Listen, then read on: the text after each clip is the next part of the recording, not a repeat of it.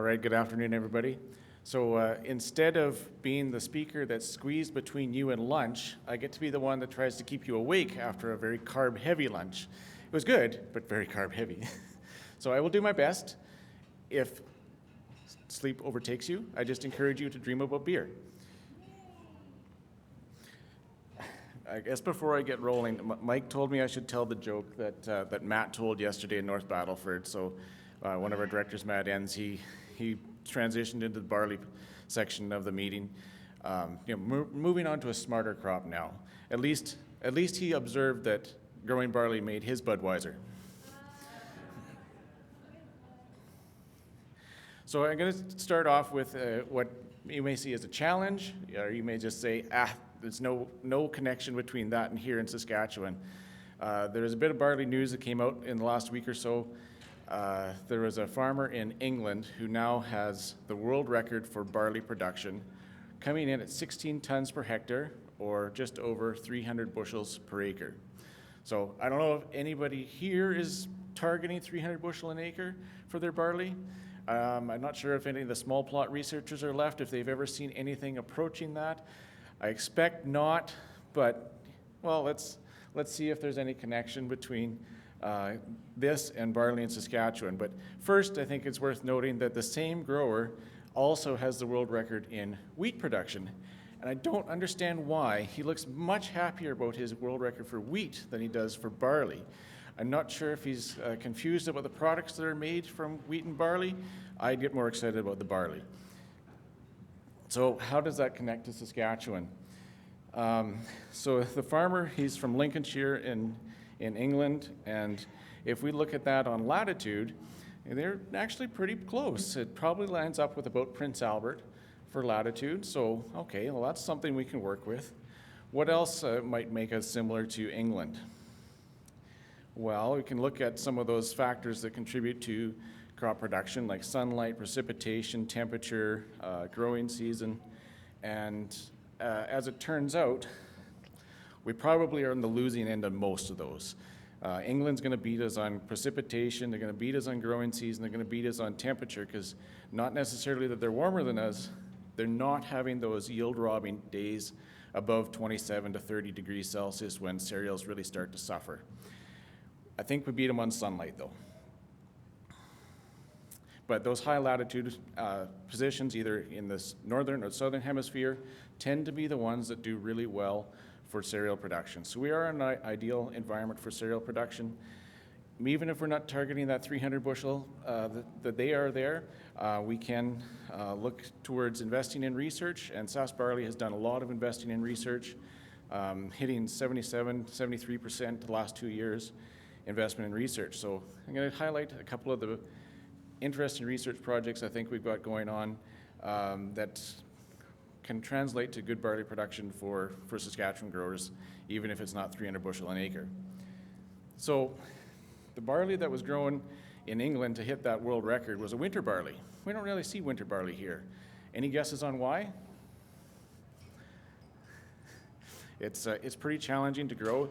The research from the Crop Development Center, University of Saskatchewan, from years ago, they looked at winter barley, winter durum, fall rye, winter wheat, and found that they all have, winter oats even too, so other than winter wheat and fall rye, their winter hardiness is much less. But we thought, we get a question we get in our office often enough that we should put a trial in the ground and see what's happening. Maybe the genetics have changed, maybe winter hardiness has improved. And so we worked with CCAN, who put forward 4 lines in Ontario where they do occasionally grow winter barley. And these lines were approved for interim registration, and so they can be grown anywhere in Canada, but they're not being marketed in Western Canada because of our cold climate. So we thought if they're being grown in Southern Ontario, they're going to be about as winter hardy as we can find. So we set up an experiment at ICDC and Outlook, and we tried to give as good a conditions as we could. So it's under irrigation, so they're able to apply an inch or two of rain after a very dry summer. They had irrigation throughout the summer, so they had some stubble to go into. So we had good snow trap potential to insulate that barley. We had good moisture to get good establishment, so this is taken on October 13th. Fall 2021 was a very open fall, so good growth there, good development of the barley, very good stand establishment. Can anybody see where I'm going with this? We had really optimal conditions, and this is the outcome in the spring. So out of the 4 varieties of winter barley we got, none of them grew. The one that you see that is green there is our winter wheat check. We wanted to know if the experiment was a failure, and because the winter wheat was very successfully overwintered, I don't think the experiment was a failure. The winter barley varieties were an abysmal failure for production in central Saskatchewan. So if we're not going to be growing winter barley, we're probably not going to be approaching those 300 bushel an acre yields in England. What are they doing with spring barley? Now, this I don't believe is a world record, but it happened to be the record of the year last year in the yield enhancement network that was recording these in England or the United Kingdom. So this one is spring barley, 11 tons per hectare, just over 200 bushel an acre. Well, are we getting a little bit more ballpark here? I can see a couple heads nodding. Maybe we're getting on the upper edge of capacity here, but not completely out of reason like the 300 bushel an acre we started off with. Now, I don't know if anybody remembers or not, but this was fairly common news about 8 to 10 years ago. There was a group in Alberta that was targeting 180 bushel an acre barley, and that was based on some of the high yields they were seeing in England and New Zealand, those high latitudes, southern and northern environments, really top barley production areas. And they set out a project to see what they could do. They also had looked into some Wesco fertilizer research where in small plots they had gotten very close to or just over 200 bushel an acre. Now, in 2 meters by 4 meters, is that valid? Can that be extended to a whole field? That's what their goal was to find out, to see what could be done. And I think in their experiment, they topped out about 150, 160 bushel an acre. So nothing to shake your nose at. I think it was a fairly successful project, but they didn't quite hit their 180. But the barley one, getting some feedback, is that better? Thought I was hearing something, I didn't know it was coming from this room. So the Barley 180 project was the inspiration for a project that Sask Barley and the Ministry of Agriculture initiated a few years ago. And so we were coming off some pretty high production years, and we were getting to the point where Metcalf had been the dominant variety for a very long time. It was in decline. Copeland was still very clearly dominant, but it had also been around for a very long time. Even 3 years ago, it had been around for a long time. It's still there now. Because these varieties had been around so long, we recognized that a lot of the agronomic research that we were referring to for barley and to make agronomic recommendations were on old varieties. And when the transition happened to the new varieties, so we've got Synergy has really come up. It's surpassed Metcalf, between Copeland and Synergy, knocked Metcalf off the top, and Copeland is finally starting to slip a little bit in acres. We also have newer varieties yet, like CDC Fraser, AAC Connect, CDC Churchill, and even newer varieties like AAC Prairie. So be a few years before we see that one in farmers' fields. But all of these new varieties have a lot of improved characteristics over Metcalf and Copeland, where they have lower protein, greater standability, better disease resistance. So there's going to be more space to push the yield a little bit on these varieties without compromising malt production and getting accepted for malt once those varieties are accepted by industry. So we took the practices that they looked at in Barley 180 and developed this project. So the varieties we selected for this project were Metcalf, to keep with that consistent standard that had been used in the recommendations in the past, and also Synergy and Bow. So we have got a fairly big project. We'd like to include more varieties, but to keep it manageable, we had to settle on 3. And so what we went for was the highest yielding, malt variety at the time that had some level of acceptance, with a fairly decent disease resistance package. So MR to R for net blotch and blotch, that's spot blotch, sorry, MR for stem rust, and an I rating for fusarium head blight. And then CDC Bow, a more moderate yielding variety, but that very good lodging resistance. So that was the traits that we were looking at in order to select these varieties. So even though we're not seeing that uptake on Bow that we had hoped for at the time we started the project, we can take the information from it in a good lodging resistance, good straw strength variety, and apply it to other varieties as we interpret the results. So as I mentioned, it was a big project, so we have all 3 varieties with 7 different treatments applied. And so what we started with was a very basic treatment with a fairly conservative seeding rate and conservative nitrogen rate, and not a whole lot else applied. So a little bit of phosphorus, and that's the package. And we started adding in. So we bumped up the nitrogen rate, we bumped up the phosphorus, we added potassium, and kept kind of in a ladder, adding a little bit each time. So then the seed treatment, the 4th treatment goes backwards on the nitrogen, thinking that if a farmer's been very consistent in their malt production, they might be willing to go on the increased seeding rate, add the seed treatment in if they're not using it already, the potassium, the phosphorus, but might want to be a little more conservative on the nitrogen because of the concern with protein at the end of the game, and lodging as well. So we thought, well, maybe that's where this one fits in. So then we go back up to the higher rate of nitrogen and start adding in fungicide. I guess it was there in that other package as well. And then a PGR for the last 2 treatments, as well as a leaf timing for fungicide. And so when we started into the project, we had come off from very high yielding years, and then we've got into some very dry conditions in the last few years. So what we consider a high yielding site in the project might not necessarily be a high yield on average on the farm. The average on the high yield sites, because the response is different, that's why they were broken out into high and low yielding sites. I think Ghazali was talking this morning about where the barley had been in comparison, and maybe it didn't draw attention to it, but if you happen to look at it on his charts, the yield comparison for barley was fairly similar to what it was for the 2001 CFI survey. And I said, well, if you think about that, we're using the same genetics. There hasn't been much change. Metcalf and Copeland were both around in 2001, maybe not the acres they were at their peak, but they're still around, and they're still very dominant, where Copeland and Metcalf, even though Metcalf has slipped in acres, still combine for about 50% of malt barley acres. So we're stuck using the old genetics. So combined with the dry years we've got, the high yield potential here is maybe not as high as we'd like to see, but that's part of the transition, and we're moving forward to increase that output for barley.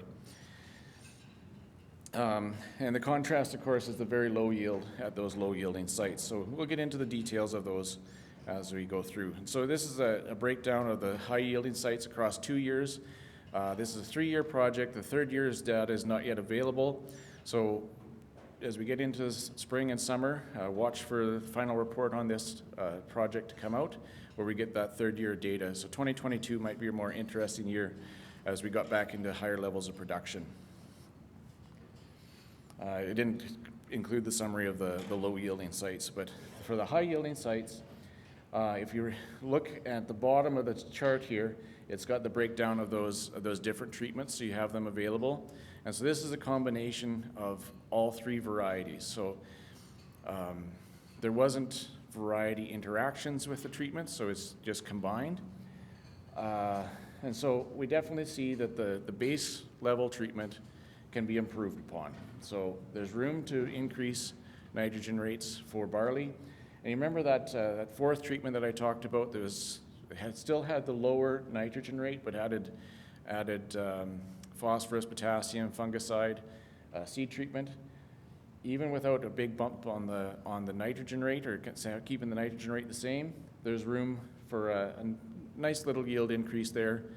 But you add that higher nitrogen rate, you go even higher. And so all B, C, E, F, and G treatments have that 120 pounds nitrogen per acre, and they were consistent across the board. But as I mentioned, we were in drier conditions. If we were in wetter conditions, we might start seeing responses to these fungicide applications and PGR applications. Okay, looking at the low yielding sites, we did see a little bit different results, where the base treatment was actually as good as any. Numerically, it is the highest, but not significantly different from the higher nitrogen rates.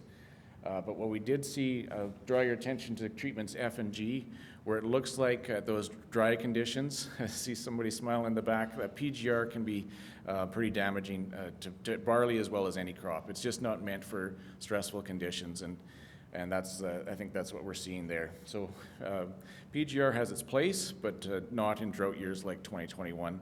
And in 2020, some of these sites were experiencing drought as well, and that's where we see that effect being applied consistently. Had a little discussion about this treatment C yesterday, and it's one that continues to befuddle us as to why that is showing up with a lower yield than some of these other ones, because it's fairly straightforward. It's got the higher seeding rate, nitrogen, phosphorus, and potassium, and the seed treatment. So really not a whole lot different than any of the others. Some confounding factor in there that we've not found yet. We'll see if we get the third year of data in there, if it's still there as a significantly lower treatment. So in addition to all of those 7 treatments, there's a side experiment in this Barley Max project where we're just looking at those same 3 varieties, Synergy, Metcalf, and Bow, looking at them for just an increasing nitrogen rate. So starting from 60 pounds nitrogen to 120, 180, 240. So very high nitrogen rates. Wouldn't expect to see 240 pounds nitrogen per acre on any farms for barley, but what we'd seen in other small plot work was that 180 or in that ballpark wasn't enough to get us to the top of the curve for some of these higher yielding varieties. Seems like maybe even 240 is not quite there, but certainly diminishing returns above the 180 mark. Traditionally, that cusp of acceptability for malt, that 12.5% mark. On the flip side of that, what we've seen as we get more malting barley going to China, they're more accepting of a little bit higher protein, and so you might see acceptance up to about 13.5% protein, even in a normal year. We saw much higher acceptance in 2021 for protein levels, just because that's where it was all at with the drought. But in a normal year, up to 13.5%, depending on what your market's at. And so the economics of it, this is just between Metcalf and Synergy. Much lower yield potential and return, so $350 an acre return after subtracting nitrogen costs versus approaching $400, just over $390 an acre. So that's only subtracting nitrogen costs from the gross return. That's with fairly conservative prices for malt at $6. That's the ministry's publication for malt. They had a fairly conservative price in there based on what was offered at the time, but I think most growers last year were expecting to get a little bit more for their barley, and most did.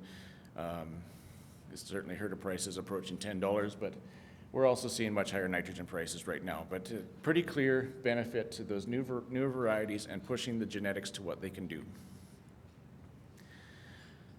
So as I mentioned, we would have liked to have included more varieties in the Barley Max project.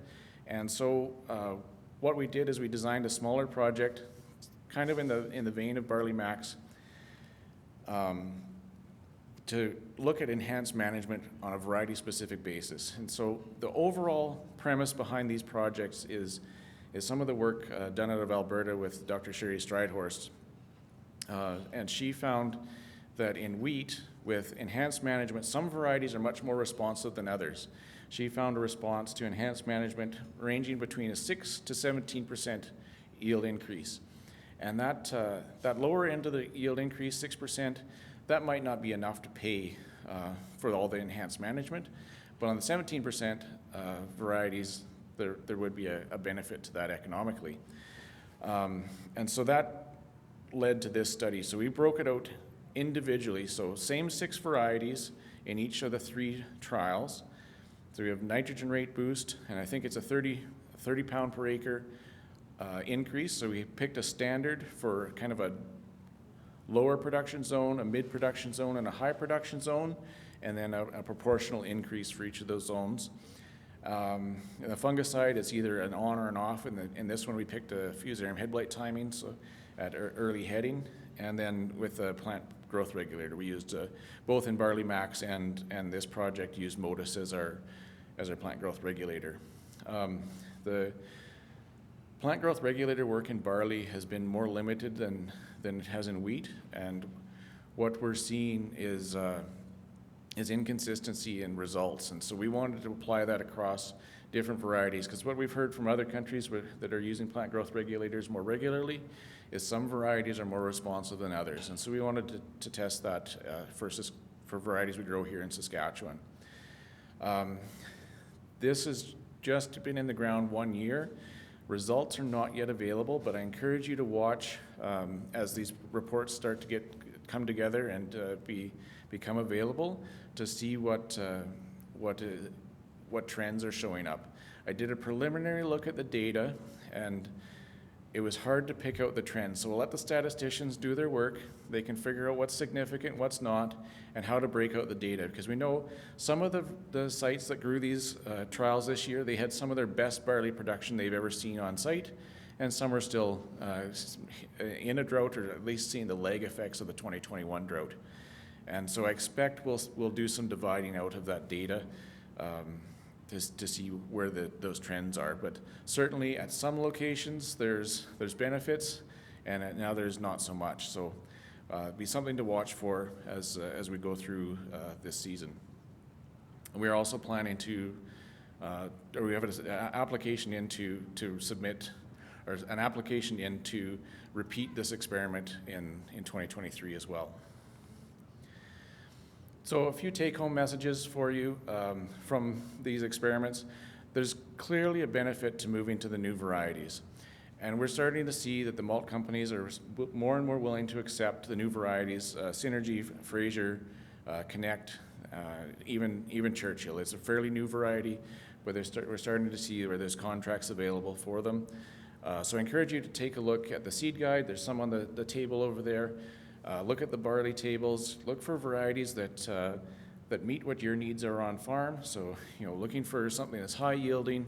If standability is your goal, look for something that's a little bit improved on Copeland or Metcalf. If fusarium is a concern, look for improvements in fusarium resistance. There's just a lot of improvements in those varieties, and the results are pretty clear from the early work in Barley Max that those varieties are very responsive to enhanced management of some level. They're not going to be managed the same as Copeland and Metcalf. And definitely watch out for those variety-specific recommendations. And I'd certainly encourage you to experiment on your farm to find that right combination. And so if you've been watching during the break, or have taken note of anything that was talked about earlier in the canola presentation, Sask Barley is taking part in the field on-farm field trials this year, and so we're looking for interested growers to collaborate with. And so if you're interested in doing some on-farm experimentation, our goal is to try and have a good, scientific, robust protocol that can help you on your farm and connect the small plot work to full-scale field work. The protocols that we're looking to offer this year are seeding rates, nitrogen rates, new varieties in malt, and general topic of interest. So that's a lot of protocols. We're only planning 4 locations to partner with this year. So I expect what we'll be doing is taking those interested parties and which protocols are of interest to them and narrowing down to 1 or possibly 2 of the protocols to implement for this year. but we don't want to limit it up front. So if we say seeding rate and everybody's interested in nitrogen rate, that's the direction we'll go. And to keep up on projects like I've been talking about, Barley Max, the enhanced agronomy projects, learn about our efforts with on-farm research, encourage you to check out our communication channels. There's lots of different ways to hear about what we're doing. I think the most well used are our e-newsletter, which comes out monthly, and our Twitter account. So good places to connect with Sask Barley. And with that, I'm wrapped up for all I had to talk about. I'm not sure if Mike's going to allow me any questions or not. I saw the yellow card. 40 seconds. Would it have to be a quick question? If not, I'm happy to save that 40 seconds for the next speaker.